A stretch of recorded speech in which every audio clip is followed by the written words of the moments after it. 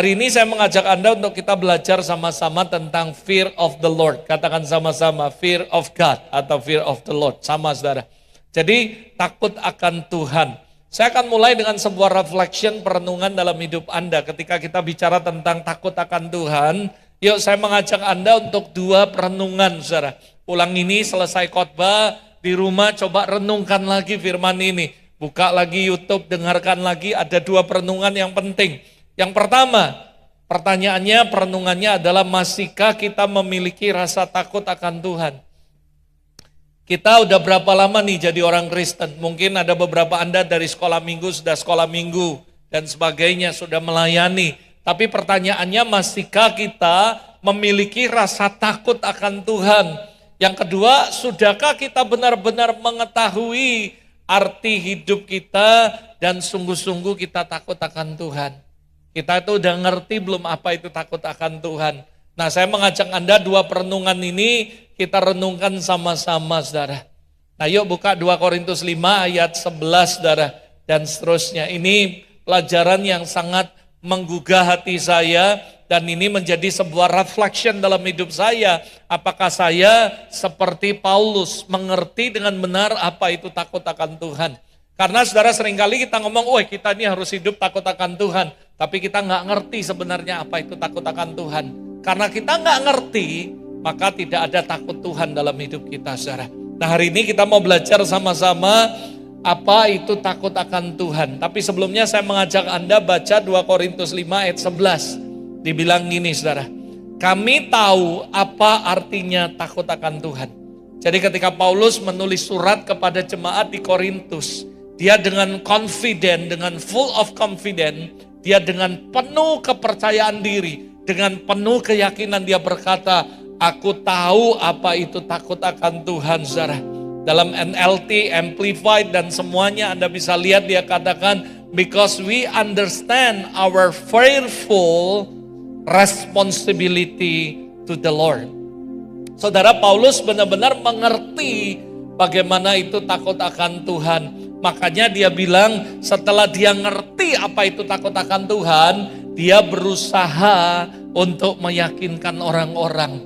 Saudara, saya berdoa supaya sebelum kita meyakinkan orang, sebelum kita mengkhotbahkan takut akan Tuhan, saya berdoa supaya kita dulu pengkhotbahnya ngerti apa itu takut akan Tuhan. Kita ngerti apa itu sehingga kita bisa mengajarkannya dengan benar apa itu takut akan Tuhan.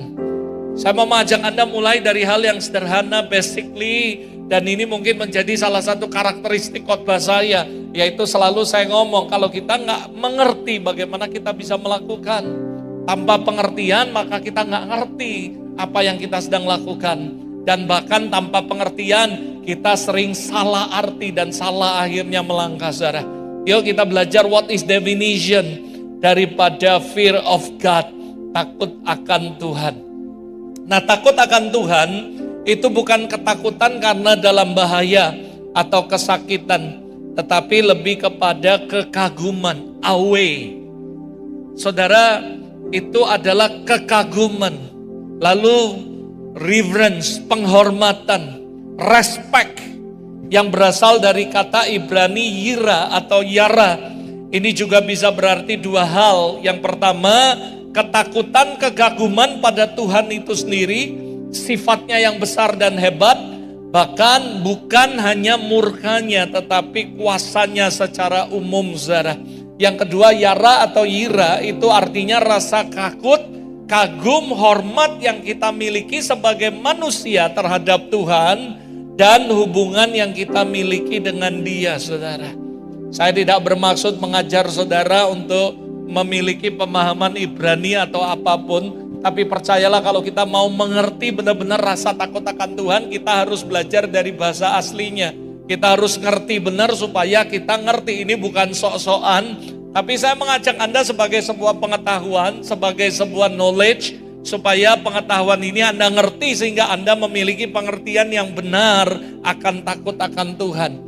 Nah, ada 3 jenis takut akan Tuhan saudara. Dalam bahasa Hebrunya dikatakan yirat ha-onesh. Itu yang pertama. Yang kedua yirat ha-malkut saudara. Dan yang ketiga adalah yirat ha-romemnut saudara. Nah, 3 jenis takut akan Tuhan ini punya 3 pengertian, saudara. Yang pertama, kalau kita pelajari yirat ha omnes, itu artinya rasa takut seperti arti yang biasa dimengerti oleh orang. Kita mengantisipasi rasa sakit, cenderung melindungi diri dengan pergi kabur dari ancaman yang mungkin ada. Misalnya mengikuti norma sosial agar tidak ditolak, dikucilkan orang lain. Wah, kalau kita nggak gaul, nanti kita nggak ditemani, itu takut. Itu namanya yirat ha ones. Nah, saudara, ada yang kedua namanya yirat ha makut. Nah, itu artinya kecemasan, takut untuk melanggar perintah Tuhan karena takut dihukum, karena takut menerima balasannya sekarang atau di masa yang akan datang. Yang ketiga tadi adalah yirat he romnemut. Itu artinya takut karena penghormatan yang tinggi pada yang ditinggikan dan muncul karena memiliki cara pandang yang benar dengan Allah, saudara. Nah, sebenarnya yang paling benar adalah yang ketiga ini, yaitu yirat harom memnut, saudara. Itu artinya kita itu takut karena penghormatan yang tinggi pada yang ditinggikan dan muncul karena cara pandang kita yang benar tentang Allah atau tentang Tuhan, saudara. Jadi that is the definition daripada fear of God, takut akan Tuhan, saudara.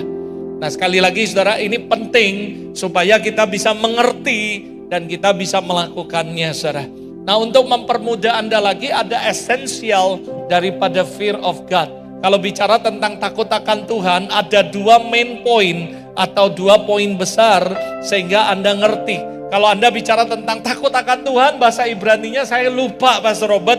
Anda harus ingat 2 hal ini. Yang 3 tadi Anda boleh lupa, karena itu cuma sekedar saya mau sampaikan sebagai sebuah pengetahuan supaya kita punya pengertian yang benar. Nah, tapi saudara, kalau Anda mau benar-benar ngerti, ada 2 main points, 2 poin yang besar, poin penting atau 2 unsur yang penting dalam takut akan Tuhan. Yang pertama adalah membenci, saudara. Katakan hate, membenci, saudara. Dan yang kedua adalah love, saudara. Jadi kalau kita bicara tentang takut Tuhan, harus ada 2 unsur ini. Yang pertama unsur membenci, dan yang kedua unsur mencintai. Sebenarnya saudara, ketika saya mempelajari firman ini, kata membenci, saudara, saya tidak terlalu suka pakai kata membenci. Karena membenci itu ada konotasi yang kurang baik atau konotasinya agak negatif. Masa kita orang Kristen katanya belajar mengasihi, tapi kok membenci? Tapi saudara, ketika saya mempelajari firman Allah juga ngomong bahwa memang harus membenci. Tapi membenci dalam artian yang benar dan positif. Jangan terlalu menghakimi dulu atau mengambil kesimpulan. Saya akan jelasin pelan-pelan. Dan setelah saya jelaskan, saya kasih dasar ayatnya, saya jamin Anda akan setuju bahwa takut akan Tuhan harus punya 2 unsur ini yang penting. Yang pertama unsur membenci, dan yang kedua adalah unsur mencintai. Nah, apa itu membenci? Yang pertama bukan membenci orang, bahkan membenci musuh, karena Tuhan gak pernah ngajari. Bahkan Tuhan bilang kasihilah musuhmu dan berdoalah untuk mereka. Lalu apa yang kita benci? Yang pertama kejahatan, katakan kejahatan. Jadi kalau Anda berkata bahwa Anda itu takut akan Tuhan, harus ada unsur ini, bahwa Anda tuh gak suka dan Anda bahkan benci dengan segala macam kejahatan. Anda itu benci dengan segala macam bentuk dosa. Yang setuju katakan amin. Jadi kalau Anda berkata bahwa Anda takut Tuhan, tapi Anda gak membenci kejahatan, Anda gak ngerti bahwa main point daripada takut akan Tuhan harus ada kata membenci. Jadi orang yang takut Tuhan, dia akan benci segala macam kejahatan. Dia akan benci segala macam bentuk dosa, saudara. Makanya saya katakan, kalau orang yang berkata bahwa dia takut akan Tuhan, hidup dalam takut akan Tuhan, tapi dia gak membenci dosa, dia gak membenci segala macam kejahatan, sebenarnya dia belum takut Tuhan, saudara. Tapi orang yang takut Tuhan, kamu akan melihat dari buahnya, dia akan membenci semua kejahatan, dia akan benci semua dosa, saudara. Kejahatan, Amsal 8 ayat 13, takut akan Allah ialah membenci kejahatan. Aku benci kepada sombong, aku benci terhadap kecongkakan, aku benci terhadap tingkah laku yang jahat dan mulut yang penuh muslihat. Jadi say sorry, saudara. Sorry ya, kalau kita bilang takut Tuhan tapi mulut kita suka ngomongi orang, gosipi orang, jelek-jeleki orang. Sebenarnya dipertanyakan apakah kamu takut akan Tuhan? Karena takut akan Tuhan membenci segala macam kejahatan. Orang yang takut Tuhan hidupnya gak akan congkak, tidak akan sombong. Saudara, kenapa? Karena dia tahu Tuhan benci orang congkak, Tuhan benci orang sombong. Dan artinya kalau kita hidup dalam takut akan Tuhan, kita gak suka segala macam yang jahat ini. Kita benci segala macam perbuatan dosa, kita benci semua kejahatan, dan kita akan benar-benar tidak mau penuh muslihat. Mulut ini penuh dengan muslihat. Amsal 3 ayat 7, jangan engkau menganggap dirimu sendiri bijak, takutlah akan Tuhan, jauhilah kejahatan. Jadi saudara, kamu harus menjauhi kejahatan. Saudara, kemarin saya ngobrol dengan salah satu orang, dan dia cerita tentang seseorang yang punya talenta musik yang luar biasa.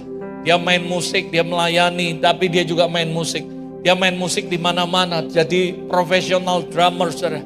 Lalu dia cerita di sebuah podcast, dia bilang, aku habis main musik, aku langsung pulang, aku gak mau bergaul. Bukan dia sombong, karena dia gak suka.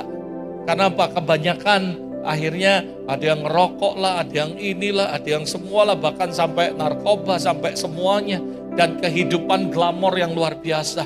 Karena dia profesional, dia cuma main, lalu dia berkata, setelah saya main, saya pulang langsung. Dan kalaupun saya melayani atau main atau show atau konser di luar kota dimanapun, saya usahakan bawa istri saya. Dan saya juga dengar dari satu teman lagi, dia juga musisi. Dan dia bilang, wah kita musisi kayak artis nih bahaya. Kadang-kadang setelah kami manggung, setelah ini, wah orang seneng-seneng semuanya. Ada yang berzina, ada yang merokok, ada yang narkoba, ada yang ini, ada yang semua. Pokoknya macam-macam lah dia bilang. Dan saya kemana-mana pasti bawa istri. Dan rata-rata mereka yang menang adalah mereka musisi, kemanapun keluar kota mereka bawa istri. Mereka gak mau entertain dengan hal-hal yang negatif dan sebagainya. Saya yakin sekali bahwa takutlah akan Allah, jauhilah kejahatan.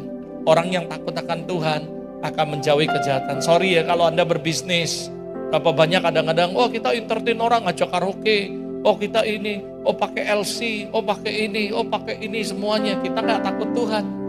Maaf saya gak ngomong ini bahwa saya sok suci lalu kita dosa semua. Tapi saya mengajak Anda untuk kita belajar apa itu takut akan Tuhan. Takut akan Tuhan adalah, dengar baik-baik saudara, ada 2 unsur penting. Yang pertama, dia akan menjauhi segala macam kejahatan. Dia akan menjauhi semua macam dosa, kecongkakan, kesombongan dan sebagainya. Amsal 10 ayat 7, mulutnya penuh sumpah serapah, dengan tipu penindasan di lidahnya kelaliman kejahatan. Orang yang kayak gini adalah orang yang gak takut Tuhan. Paling seneng ngomongi orang, kamu tahu gak sih ini? Oh kamu tahu gak sih ini? Saya kasih tahu Anda, kalau Anda sebelum ngomongi orang, kita harus introspeksi apakah kita sudah lebih baik dari orang tersebut. Dan saya yakin orang yang takut Tuhan, dia gak suka ngomongi orang. Orang yang suka takut akan Tuhan, dia gak mungkin gosipi orang, saudara. Saya gak ngajak Anda untuk menghakimi, tapi percayalah, setiap perkataan yang keluar dari mulut kita, setiap tingkah laku kita harus dipertanggungjawabkan di tata pengadilan Allah. Jadilah orang baik, berkatalah yang positif, berkatalah yang baik, ngomonglah yang baik, jauhi kejahatan. Anda sebagai suami kalau keluar kota, setialah sama istrimu, jangan aneh-aneh. Ada begitu banyak orang waktu susah setia sama istri. Waktu susah saudara cuman istrinya lah yang setia. Bahkan istrinya rela jual emas untuk modali suaminya. Ini untuk kamu modal, setelah berhasil dia main gila kemana-mana. Saudara, berapa banyak kadang-kadang kita para suami lupa diri. Waktu kita keluar kota, kita lepasi cincin dan kita merasa kita bujangan, saudara. Kita senang-senang sama orang, kita ke nightclub, kita ke diskotik, kita senang-senang, saudara. Mana takut akan Tuhan kita, saudara? Saya yakin dan percaya suami yang takut akan Tuhan, kemanapun dia pergi, dia akan menjaga hidupnya. Dia akan menjauhkan semua hal yang buruk, semua kejahatan dia hindari. Ada amin, saudara? Jangan Anda bilang, wah kalau aku gak ikut entertain sama orang, ngeri, aku gak dapat nanti project. Saya punya teman pengusaha, dia cerita, dibawa sampai tengah malam di sebuah tempat ruangan, lalu dia karaokean sama orang-orang, Lalu dia bilang, waduh ada cewek, ada ini, waduh kepala aku sudah pusing katanya. Dan aku memutuskan kalau aku nggak keluar, aku pasti jatuh dalam dosa. Saudara, takut akan Tuhan menjauhi semua hal yang jahat. Tapi ada orang-orang yang saya tahu dia takut Tuhan, dia bisnis, dia bilang, gua dapat proyek, oke, nggak dapat nggak apa-apa, gua lebih mau nyenangi Tuhan daripada nyenangi manusia.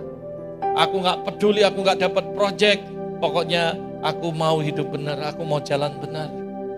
Saya nggak tahu, that is the choice, itu pilihan saudara. Tapi takut akan Tuhan, membenci kejahatan. Efesus 4:29, jangan ada perkataan kotor dari mulut kita, pakai perkataan yang baik, membangun. Jangan nanti begitu ribut sama teman, kebun binatang di absen satu-satu, babi hadir, anjing hadir, semua hadir. Saudara, orang yang takut Tuhan dari perkataannya Anda akan lihat. Berapa banyak saudara yang setuju, dari perkataannya lah kamu bisa tahu apa yang ada di dalam hatinya, saudara. Kalau perkataannya kotor, pasti hatinya kotor. Oh, ini bukan masalah kita tata bahasa lalu sok-sok suci, bukan. Tapi Alkitab yang ngomong apa yang keluar dari mulut itu berasal dari hati. Pohon gak akan pernah, pohon yang baik pasti mengeluarkan buah yang baik. Pohon yang jelek, pohon yang jahat pasti akan mengeluarkan dari perbendaharaan yang jahat. Jadi sekali lagi, yuk, apakah kita masih memiliki rasa takut akan Allah? Apakah kita ngerti pengertian takut Allah yang sebenarnya? Sehingga dalam hidup kita benar-benar mencerminkan takut akan Allah. Matius 15 ayat 19, saya kasih banyak ayat supaya kamu ngerti. Dimulai dari pikiran yang jahat. Karena dari hati timbul segala pikiran yang jahat. Akhirnya ada pembunuhan, perzinahan, percabulan, pencurian, sumpah palsu, hujat, dan sebagainya. Kejahatan akan diadili Tuhan pada akhirnya, baik tersembunyi ataupun tidak. Pengkhotbah 12 ayat 14. Karena Allah akan membawa setiap perbuatan ke pengadilan yang berlaku atas segala sesuatu yang tersembunyi, entah itu baik, entah itu jahat. Jadi saudara, takut akan Tuhan, membenci semuanya.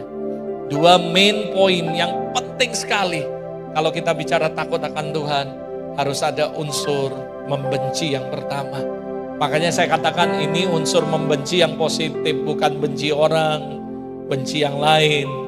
Kalau orang gak boleh, saudara, kita gak boleh benci ciptaan Tuhan. Gimana kalau dia nyakiti saya terus?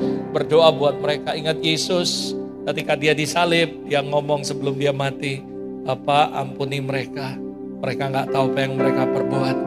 Berdoalah buat mereka, kasihilah orang. Murid-murid Yesus nanya, Tuhan, kalau kami disakiti orang, lalu orangnya datang minta maaf, sampai berapa kali kami harus ngampuni? 70 kali 7. Artinya saudara dengar baik-baik, kamu harus ngampuni orang. Matius 6 ngomong, kalau kamu tidak mengampuni orang, Bapamu tidak akan mengampuni kamu juga. Saudara, salah satunya kalau kita mau jadi sempurna, kita harus bisa mengampuni orang, bahkan orang yang melukai hati kita. Percayalah, semua orang yang melukai, memproses hidupmu, itu akan membuat kamu menjadi semakin indah di mata Tuhan. Saya sering ngomong, what doesn't kill you, make you stronger. Wah, suamiku sering nyakitin aku, wah istriku sering nyakitin aku. Percayalah kata saya, saudara, apapun itu, semua besi menajamkan besi, manusia menajamkan manusia, saudara. Dan kamu akan dibuat lebih indah. Melalui orang-orang yang memproses hidup saudara, saudara dijadikan indah. Yang percaya katakan amin. Unsur yang kedua, mencintai. Katakan mencintai. Jadi kalau takut akan Tuhan itu harus ada bencinya. Benci dosa, kejahatan semuanya. Tapi ada juga mencintai. Mencintai apa? Jelas satu, mencintai firman-Nya, mencintai perintahnya. Sebab saya percaya pada mulanya adalah firman, dan firman itu adalah Allah. Kalau kamu mencintai firman-Nya, gak usah ngomong cinta Tuhan, automatically kamu pasti cinta Tuhan. Karena orang yang mencintai perintahnya, orang yang mencintai omongan orang itu mendengarkan, artinya dia mencintai orangnya. Ketika saudara mendengarkan nasihat istri, istri mendengarkan nasihat suami, artinya tidak usah diragukan, Anda pasti cinta istrimu, Anda pasti cinta suamimu. Ketika istrinya ngomong sama suaminya, yang kamu keluar kota hati-hati ya, kamu jangan ini loh, kamu hati-hati loh, kalau diajak mabuk jangan mau, kamu kalau diajak minum-minum jangan mau, kamu kalau diajak diskotik jangan mau loh, ingat ada istri sama anak. Ini saya lagi hamil anak keduanya kamu loh. Ingat loh. Nah waktu kamu pergi, kamu gak perlu tenang yang aku ini cinta mati sama kamu. Lihat buktinya. Aku aja tatoin. Wow, forever, I love you forever my honey. Gak perlu. Dengan kamu menuruti perintahnya, itu artinya kamu mencintai orangnya. Dengan kamu mendengarkan dia dan melakukan apa yang dia ngomong, itu udah bukti yang konkret bahwa kamu sangat mencintai orangnya. Yang setuju katakan amin. Jadi saya yakin sekali Mazmur 1 ayat Mazmur 112 ayat 1. Haleluya.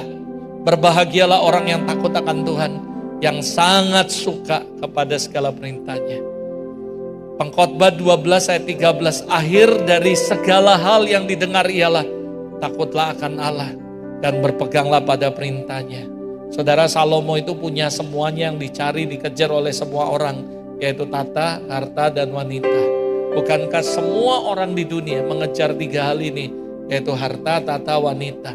Salomo punya harta. Tidak ada raja yang paling kaya sebelum dan sesudah Salomo.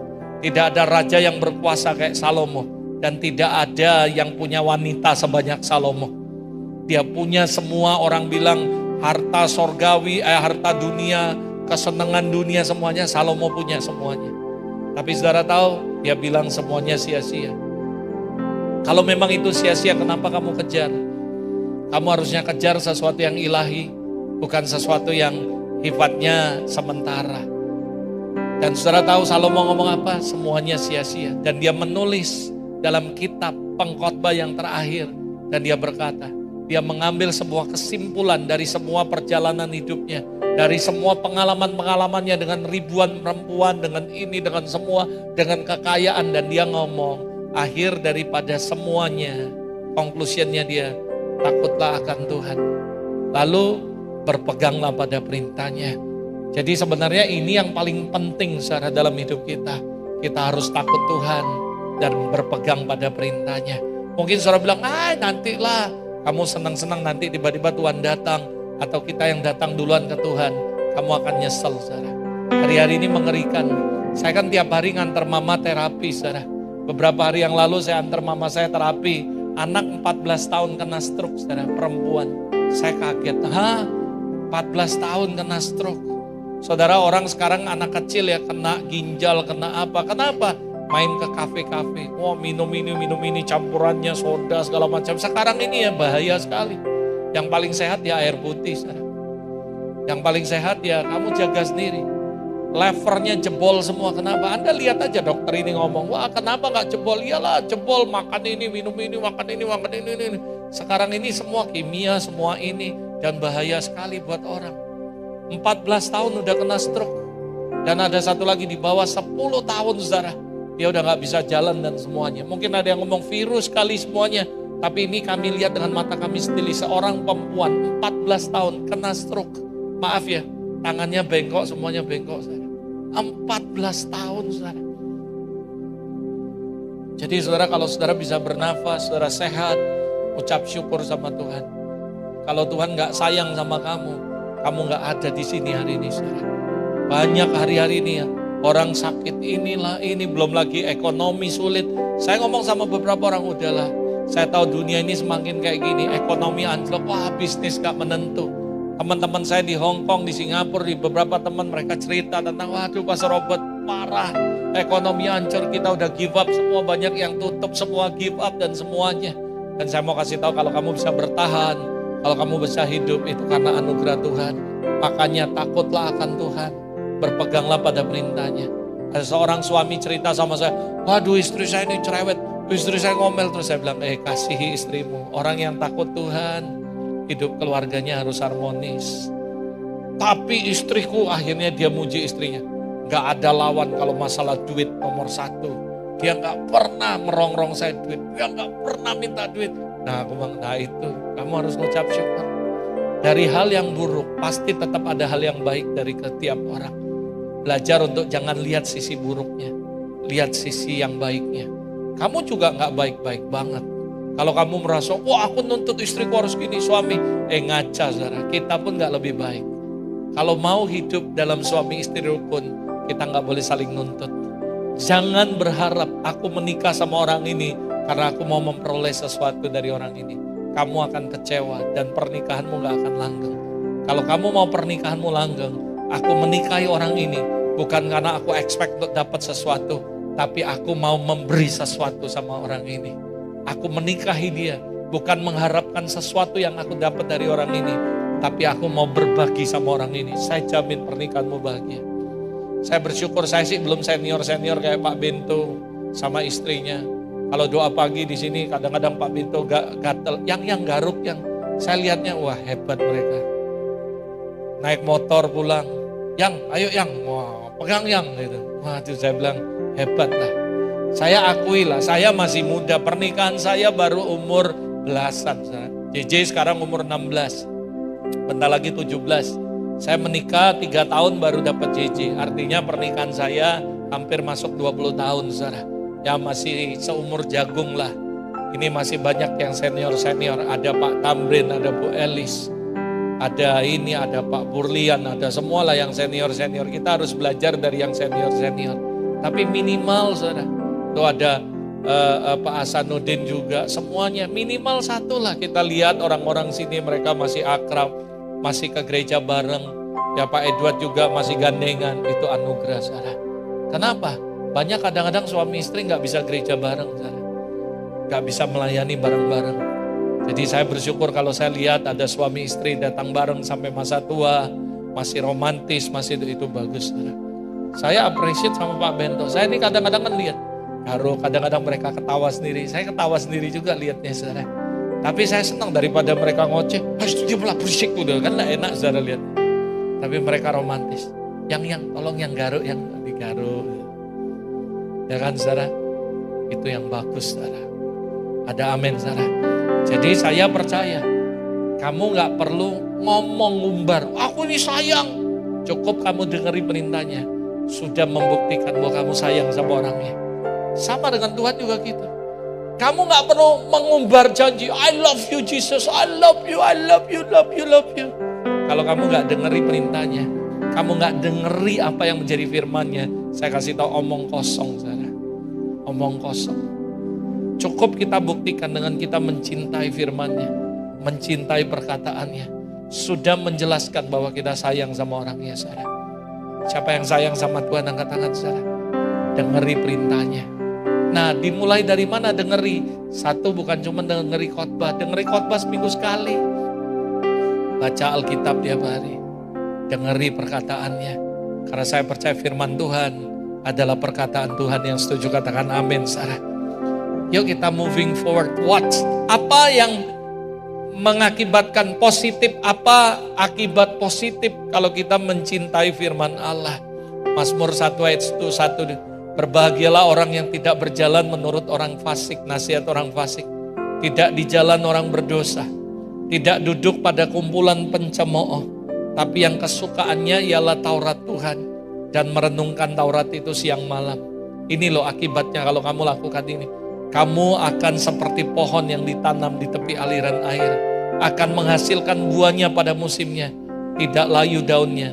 Apa saja yang diperbuatnya berhasil. Saya sering ngomong sama suami-suami, dengar, kalau kamu sayang sama istrimu, kamu sayang sama anak-anakmu, kamu harus hidup takut akan Tuhan. Kamu harus benar-benar hidup sungguh-sungguh untuk melakukan firman. Kenapa? Karena kalau kamu lakukan itu, anak istrimu akan diberkati. Berbahagialah orang yang takut akan Tuhan, karena anak cucunya tidak akan minta-minta. Jadi kalau kamu sayang sama anakmu, dan kamu mau nanti masa depan anakmu bagus, dari sekarang takut akan Tuhan, dan lakukan perintahnya. Pasti saudara, kamu boleh siapkan deposito sebanyak apapun. Tapi kalau kamu gak takut Tuhan dan kamu gak ngasih sebuah legacy, yaitu takut akan Tuhan for next generation. Mereka punya uang, mereka akan sombong, mereka akan jatuh, saudara, mereka akan hancur. Tapi kalau kamu punya takut akan Tuhan, kamu ajarkan anakmu takut akan Tuhan. Percayalah saudara, itu memberikan legacy yang panjang dan masa depannya akan cerah. Saya gak nuntut apapun dari anak saya Cici. But every day, every single day, my pray cuma satu, Tuhan, biar takut akan Tuhan ada dalam hidup anak ini. Aku gak bisa jaga dia 24 jam. Semua kita manusia suatu hari pasti akan pulang. pasti akan kembali. Kita nggak bisa jaga anak kita 24 jam. Tapi this is my pray. Setiap hari, Tuhan, aku nggak minta dia jadi orang kaya, orang sukses, orang berhasil. Tapi aku minta dia cuma satu, jadi orang yang takut akan Tuhan dan berpegang pada perintahnya. Tiap hari Anda boleh tanya Cici, saya cerewet dalam hal firman. Saya selalu ngomong, do you have read your Bible this morning? Dari dia kecil, saya sudah ngomong, no Bible, no breakfast. Orang mungkin bilang, wah terlalu rohani, dasar pendeta. Saya bilang, wah peduli apa yang orang ngomong. Karena saya percaya firman Tuhan ngomong, kalau kamu mencintai firman Allah dan kau melakukannya, perjalananmu akan berhasil, kau akan beruntung. Engkau seperti pohon yang ditanam di tepi aliran air, yang akan berbuah pada musimnya. Tidak layu daunnya, apa saja yang kamu perbuat, semuanya berhasil. Saya bersyukur anak saya baru 16 tahun, dia sudah lulus diploma tahun lalu, saudara. Kenapa? Karena dia naik akselerasi. Waktu kelas 1 saya selalu doa dan selalu ngomong sama dia, kamu ya harus baca Alkitab tiap hari. Bahkan saya punya prinsip, no Bible, no breakfast.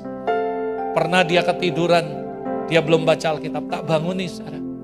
Saya bilang, nak, mungkin kamu akan marah sama saya. Mungkin kamu akan kesel. Mungkin kamu akan bilang, cerewet dad nih, ngomong terus. Tapi one day kamu akan bersyukur punya dad yang membangun sebuah iman, fondasi yang benar dalam hidupmu. Saya gak selamanya hidup, karena saya tahu diri, kita punya time limit. Tapi ketika nanti gak ada kami, saya sudah melegasikan sebuah hal yang baik, yaitu takut akan Tuhan. Salomo diberkati bukan karena Salomo, tapi karena Tuhan. Dari mana Pastor Robert tahu? Alkitab ngomong ketika Salomo didatangi Tuhan, Tuhan memberikan prototype role model adalah Daud ayahnya. Dan dia ngomong sama Salomo, kalau kamu hidup seperti bapakmu Daud, takut akan Tuhan, berpegang pada perintah dan semuanya dengan tulus hati, maka aku akan terus menegakkan kerajaanmu. Kerajaanmu akan tetap kokoh dan seterusnya dan seterusnya. Artinya Tuhan memakai Daud sebagai role model dalam kehidupan Salomo. Harusnya dengar baik-baik, Tuhan pakai ayah kita untuk menjadi role model buat kita. Saya punya bapak yang jelek, saudara. Kenapa? Saya lahir dari keluarga broken home. Papa mama saya cerai waktu saya kecil. Satu tinggal di Palembang, satu tinggal di Pangkal Pinang. Dan papa mama saya nggak baik. Sehingga saya bertumbuh menjadi anak yang broken home. Saya nggak ngerti apa itu bapak yang baik. Saya nggak punya figur ayah yang baik. Yang saya tahu ayah saya suka mukul mama saya kalau berantem. Dan saya nggak lihat sebuah figur yang baik. Makanya saya ngomong, dengar ya, suami istri, jangan suka berantem. Apalagi di depan anakmu. Kenapa? Anakmu akan kecewa. Saya adalah orang yang lahir dari setiap hari melihat pertengkaran dalam rumah tangga. Sehingga hidup saya juga gak karu-karuan. Kenapa? Karena saya gak punya role model yang baik bagaimana membangun keluarga yang baik. 17 Agustus 96, saya memberi hidup saya, menerima Yesus kembali, recovenant dengan Tuhan, dibaptis selam, dan bertobat lahir baru. Sejak hari itu saya bertekad bahwa kalau saya menikah nanti, saya harus jadi model yang baik buat anak saya. Saya pernah berantem sama istri saya waktu zaman Nabi Nuh. Waktu pertama pernikahan, walaupun saya sudah pendeta. Lalu habis itu apa yang terjadi, saudara? Anak saya kaget lihat itu. JJ masih kecil waktu itu. Malamnya saya doa, Tuhan tegur saya kuat. Saudara tahu apa yang saya lakukan? Saya berlutut di depan JJ, waktu itu dia masih kecil, saudara. Paling 4 tahun. Saya bilang, J, Dedet minta maaf sama kamu. Hari ini ya kami ribut dan kami gak memberi teladan contoh yang baik. Nanti kalau kamu menikah, jangan lakukan ini kepada istrimu. Saya gak sampai mukul istri saya, karena buat saya pantang cowok mukul cewek. Itu gak boleh. Dan saya paling gak suka kalau ada jemaat yang mukul istrinya. Itu gak benar. Saya akan tegur, saudara. Lalu saya cerita sama Cici. Saya berlutut, saya minta maaf. Lalu saya bilang, C, doakan Dad sama Mami. Waktu itu dia masih kecil, dia doakan kami. Kenapa? Karena saya punya figur yang jelek. Dan saya gak mau anak saya mendapatkan model yang jelek. Sejak hari itu sampai hari ini, saya jarang sekali ribut. Gak pernah. Paling ribut cuma karena makan. Makan dalam artian apa? Saya kepingin istri saya makannya yang banyak. Tapi dia penari, dia pengennya makannya dikit. Itu doang sih. Gak ada yang lain. Saya kepingin dia tuh sehat, kuat. Tapi dia nggak mau, saudara, dia maunya langsing karena penari. Jadi paling selisihnya itu. Tapi itu pun nggak lebih dari 1 jam selesai. Dalam rumah tangga saya tahu kadang-kadang ada ribut-ribut dikit. Tapi buat saya secara pribadi, kalau kita semakin takut Tuhan, nggak ada ribut. Ada yang mau, oh pastor, itu tuh bumbu-bumbu indah, makan tuh bumbu sampai darah tinggi. Saya nggak beriman seperti itu. Yang saya tahu, kalau kita keluarga Kristen takut akan Tuhan, kita pasti harmonis, saudara. Ada amin, saudara. Sampai hari ini saya bersyukur, kurang lebih 20 tahun pernikahan kami udah jarang sekali ribut, bahkan berselisih paham. Kenapa? Karena saya mencintai dia mencintai saya dengan segenap hati. Hari ini kami bahagia, kami punya anak, kami punya mama, dan kami berempat happy. Tapi kami bukan Teletubbies, saudara. Cuman berempat doang. Karena kami dulu kayak Teletubbies, semuanya gendut. JJ gendut, saya gendut, Ama gendut, istri saya gendut. Kalau Anda lihat foto kami waktu dulu, Anda pasti ketawa, saudara. Dan saya bersyukur sama Tuhan, we are so happy. Kenapa? Karena kami percaya, kami sepakat dengan keluarga Cemara, bahwa harta yang paling berharga adalah keluarga. Ada amin, saudara. Kasih tepuk tangan buat Tuhan, saudara. Hari ini, saudara, internasional ngucapin Father's Day. Coba Anda bisa lihat kanan kiri. Kalau lihat ada bapak-bapak, Happy Father's Day untuk semua bapak di tempat ini. Tetap jadi bapak yang baik. Tetap jadi teladan. Amin, saudara. Ada amin, saudara. Jadilah bapak yang baik. Jadi contoh buat orang lain. Kenapa? Karena saya percaya kalau kamu takut Tuhan, kamu dengari perintahnya, ini loh yang akan terjadi. Makanya saya sering ngomong sama orang-orang, jangan cuma pilih ganteng, jangan cuma pilih, oh pokoknya banyak uangnya. Carilah yang takut akan Tuhan. Karena takut akan Tuhan, dia akan bimbing kamu. Dan ingat loh, para suami ya, kamu tuh punya tanggung jawab untuk bawa istrimu, anak-anakmu, untuk beribadah dan takut akan Tuhan. Kenapa? Karena kamu adalah pemimpin dalam keluarga. Makanya jangan salah pilih pemimpin. Salah, kamu akan nyesel selamanya. Dalam Kristen gak boleh cerai loh. Kalau kamu sudah menikah, artinya kamu harus tetap. Para istri coba ngomong, Happy Father's Day sayang. Terima kasih sudah jadi bapak yang baik buat anak-anak saya. Amin, Zara. Nah iya dong. Para suami juga kasihi istrimu. Karena saya yakin kalau orang takut Tuhan, dia benci semua hal yang jahat. Dan dia akan mencintai Tuhan dan firman-Nya. Dan firman Tuhan ngomong, suami kasihi istrimu seperti dirimu sendiri. Jadi kalau kamu mengasihi Tuhan, kamu harus mencintai istrimu sendiri. Dan para istri dengar baik-baik. Tuhan ngomong, hormati suamimu. Artinya kamu harus menghormati dia. Kamu tahu kenapa kadang suami itu suka emosian? Karena kamu gak kasih hormat dan respect sama dia.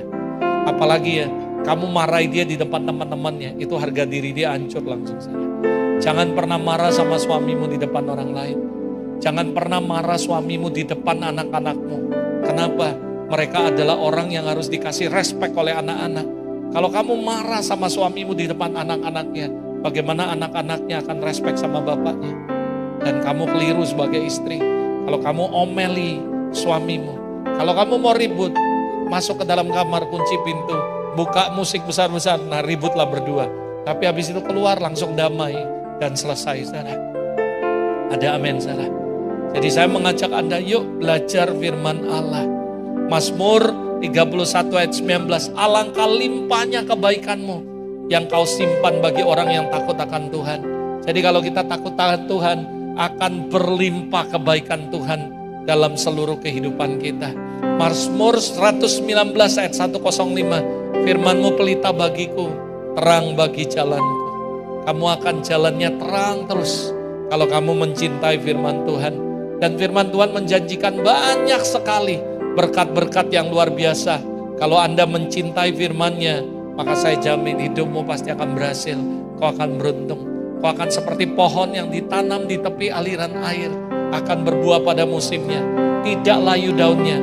Apa saja yang kamu berbuat, mau bisnis ini, mau jadi sales, mau jual mobil, mau jual motor, mau jual bayam, mau jual apapun saudara, kamu akan berhasil. Mau ngerjain proyek, pasti akan berhasil.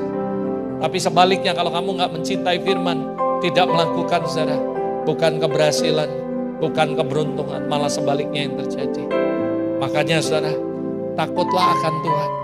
Ada dua unsur penting, membenci segala macam kejahatan dan dosa, mencintai firman-Nya, dan berpegang pada perintah-Nya. Ada amin saudara. Pertanyaannya why? Tadi what, kita belajar why. Mengapa kita perlu mencintai firman Allah? Karena supaya kita memiliki sandaran yang teguh saudara.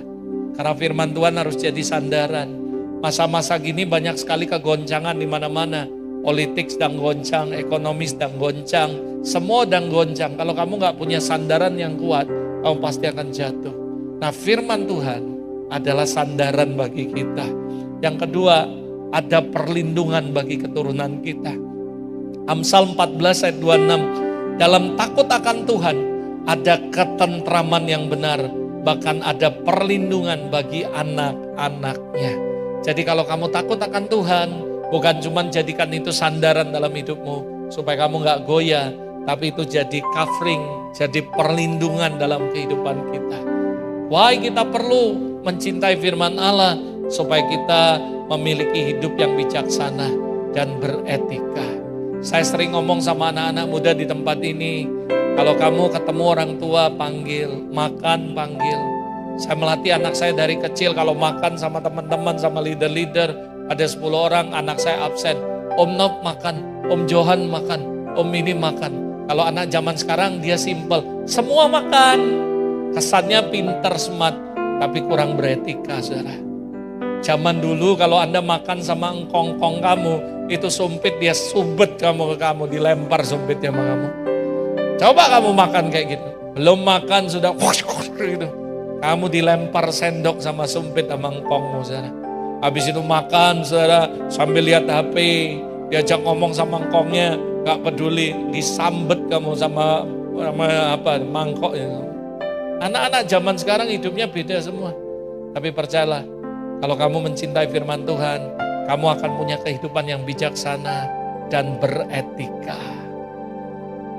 Kadang-kadang semua kami diajari, kalau Sincia, kalau apa ngomong, kalau ini AI, GOI, SAI, OI, pokoknya banyak lah macam-macam.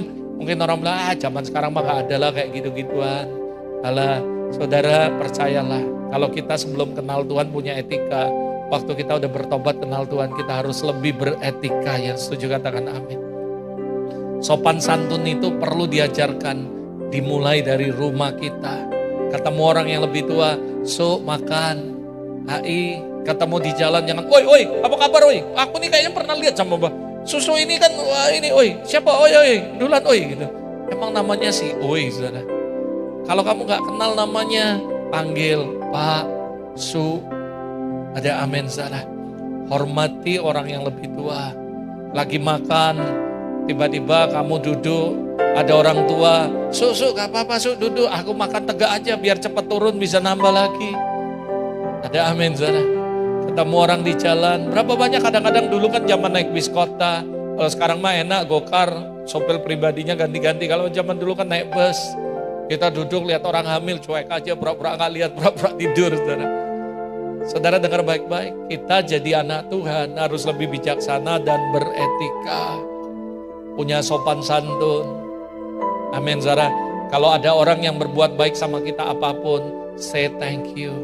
Terima kasih Om, terima kasih Cek, terima kasih Ko, dan sebagainya. Ini penting sekali. Amsal 9 ayat 10, permulaan hikmat adalah takut akan Allah. Amsal 1 ayat 7, takut akan Allah adalah permulaan pengetahuan. Jadi kalau kita takut Tuhan, hidup kita makin berhikmat, kita pun makin pinter, saudara. Makin punya pengetahuan. Yang percaya katakan amin, saudara. Yang terakhir, lalu saya undang pemain musik maju ke depan. What should I do? Apa yang mesti saya lakukan?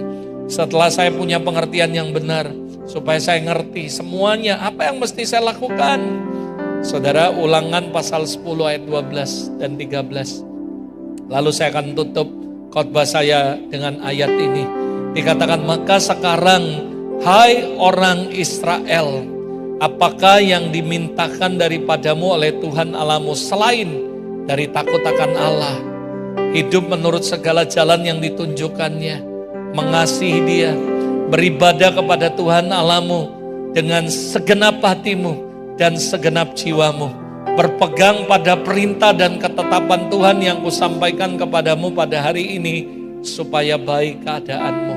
Jadi saudara, dikatakan apa yang diminta daripadamu oleh Tuhan selain daripada ini semua, saudara. Nah, kalau ada baca terjemahan lain, Brian Standard Bible, dikatakan, "Oh now, O Israel, what does the Lord your God ask of you? But," yang pertama, ada beberapa yang saya garis bawahi. Yang pertama, fear of the Lord. Jadi yang Tuhan mau, yang Tuhan minta dari hidup Anda, yang pertama adalah fear of God. Takut akan Tuhan. Fear the Lord. Takut kepada Tuhan, saudara. Your God. Yang kedua, by walking in all His way. Jalan terus di dalam semua jalan-jalannya Tuhan. Gimana supaya kita bisa mengetahui semua jalan-jalannya Tuhan? Reading the Bible, baca Alkitab, dengarkan khotbah, dan kamu akan ngerti jalannya. Kamu ngerti apa yang mesti kamu lakukan. Kayak hari ini kita belajar, kamu harus benci semua kejahatan, kamu harus benci semua dosa, dan kamu harus mencintai firman Allah. Lalu yang ketiga dikatakan, to love Him, mengasihi Tuhan, saudara. Orang yang mencintai Tuhan akan dengeri omongannya, saudara. Seperti yang kasih saya ilustrasi tadi, saya kasih Anda, suami yang sayang sama istrinya, dia akan dengeri nasihat-nasihat istrinya. Istri yang sayang sama suami, dia akan dengeri omongan suaminya. Tidak perlu dia mendeklarasi, buat ini, buat itu, instastory tentang cinta sama suaminya. Cukup dia dengeri aja, jadi orang yang dengar dan melakukan apa yang disuruh oleh kekasihnya. Itulah bukti bahwa orang itu mengasihi, saudara. Lalu yang berikutnya, to serve Lord. Layani Tuhan dengan segenap hati. Gereja ini sangat terbuka, saudara, untuk setiap Anda bisa ikut pelayanan. Gak susah. Anda cukup ikut, Anda pasti selamat. I serve.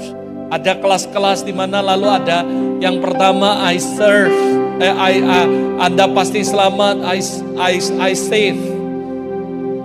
Lalu saudara akan masuk lagi kelas-kelas yang lain nanti. Ada discipleship journey. Amin, saudara. Come yang pertama, lalu come grow, lalu habis itu serve, habis itu lead, saudara.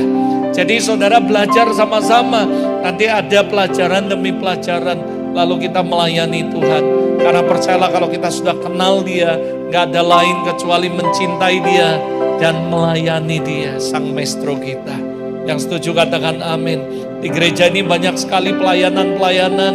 Anda bisa melayani apapun dan kita sangat welcome. Mungkin Anda bilang, aku ini bisa main musik. Datangi Om Theo, saudara, Susu itu, nah Susu yang main keyboard itu. Bilang, Su, saya mau ikut melayani di bidang musik. Nanti dia akan membimbing saudara dengan penuh kasih.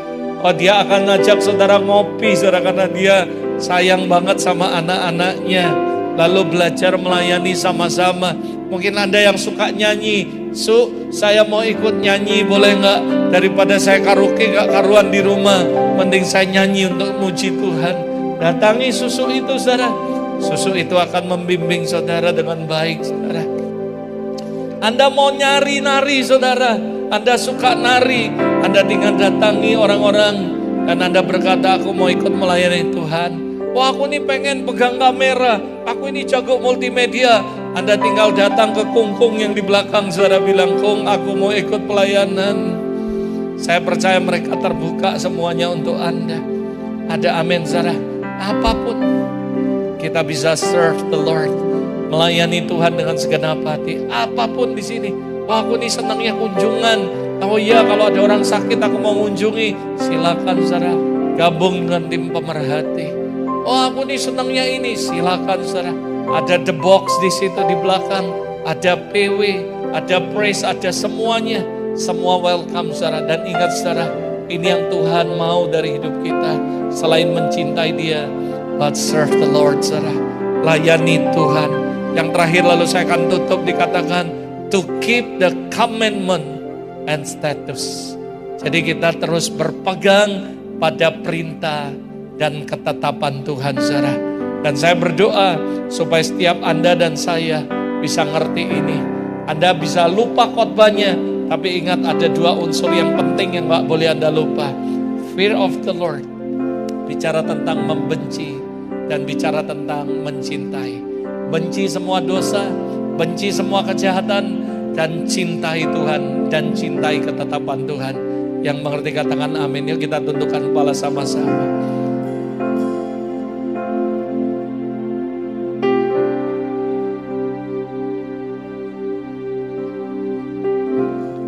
Yuk kita tundukkan kepala sama-sama di hadapan Tuhan. Bapak, kami sudah dengar firman-Mu. Dan kami berdoa Tuhan biar firman ini tidak berlalu begitu saja. Tapi kami boleh menyimpannya dalam hati kami. Dan kami diberi kekuatan oleh Roh Kudus untuk kami melakukan firman-Mu. Pagi hari ini Tuhan, kami datang ke hadirat-Mu. Saya tidak menghakimi saudara, tapi kalau Anda berkata, Tuhan kayaknya setelah saya belajar hari ini, kayaknya takut akan Tuhan belum terlalu dalam hidupku. It's okay saudara, Anda gak usah merasa, waduh gimana merasa bersalah. Takut akan Tuhan itu dibangun dari belajar saudara. Saya ketika sudah melayani, bahkan sudah khotbah sekalipun, saya dulu merasa bahwa hidup saya kok belum takut-takut akan Tuhan banget. Tapi sampai satu titik Tuhan ajari saya bagaimana itu takut akan Tuhan. Mungkin hari ini Anda berkata, saya sudah melayani, tapi kayaknya belum takut-takut akan Tuhan. Gak apa-apa. Yang penting saya mengajak Anda, mau gak hari ini buat keputusan Tuhan. Hari ini aku sudah dengar firman-Mu, and I make decision in my life. Aku mau hidup dalam takut akan Tuhan. Dan Roh Kudus akan menolong Anda. Roh Kudus akan membimbing Anda. Mungkin waktu Anda buat keputusan ini, Anda masih bisa jatuh, masih bisa gagal. But pesan saya cuma satu, never give up. Bangkit lagi, jatuh bangkit lagi. Takut akan Tuhan gak dibangun dari 1 hari, 2 hari, 3 hari, bertahun-tahun, bahkan mungkin puluhan tahun. Tapi yang penting adalah satu, kita punya tekad bahwa kita mau hidup dalam takut akan Tuhan. I challenge all of you yang ada di sini maupun di rumah dimanapun Anda berada. Maukah Anda hari ini mengambil sebuah keputusan dalam hidupmu? Lord, I make decision in my life this morning. Aku mau hidup dalam takut akan Tuhan. Dan Roh Kudus mampukan aku. Suami istri mungkin Anda suka berantem, suka ini, suka apapun. Percayalah saudara, takut akan Tuhan gak dibangun 1-2 hari atau 1 tahun. Butuh waktu yang cukup panjang. Yang penting satu, setiap kali kita salah, kita mau ngakui dan kita mau memperbaiki hidup kita. Dan saya percaya, by the grace of God, Tuhan akan mampukan dan Tuhan akan memberi pertolongan supaya takut akan Tuhan disempurnakan dalam hidup Anda. Hari ini yuk kita buat keputusan, Lord, aku mau hidup dalam takut akan Tuhan. Kalau Anda orangnya, yuk kita bangkit berdiri di tempat masing-masing. Angkat tangan dan bilang, Lord, I make decision this morning in my life. Aku mau hidup dalam takut akan Tuhan. Berdoa masing-masing. Tuhan, aku berdoa hari ini, I make decision in my life. Aku mau hidup dalam takut akan Tuhan. Lord, I make decision in my life. This morning, Tuhan, aku serahkan hidupku. Ajar aku takut akan Tuhan. Dan biar hidupku jadi takut akan Tuhan. Aku membenci semua dosa. Aku membenci semua kejahatan. Segala macam kejahatan. Aku benci, aku jauhi Tuhan. Roh Kudus mampukan aku. Roh Kudus mampukan aku. Untuk aku benci semua dosa. Untuk aku benci semua kejahatan. Dan mencintai perintah-perintah-Mu Bapa. Hari ini kami mengangkat tangan kami. Tanda kami berserah, tanda kami mau. Tapi kami gak mampu kalau gak Roh Kudus yang kasih kekuatan. Kami gak mampu kalau bukan Roh Kudus yang menyertai kami. Itu sebabnya hari ini kami mohon kepadamu, Roh Kudus jangan pernah tinggalkan kami. Roh Kudus mampukan kami. Roh Kudus tuntun kami. Roh Kudus ajar kami supaya takut akan Tuhan ada dalam hidup kami ya Bapa. Terima kasih Tuhan. Thank you Lord. Ini kami Bapa. Ini kami Yesus. Bapa, aku berdoa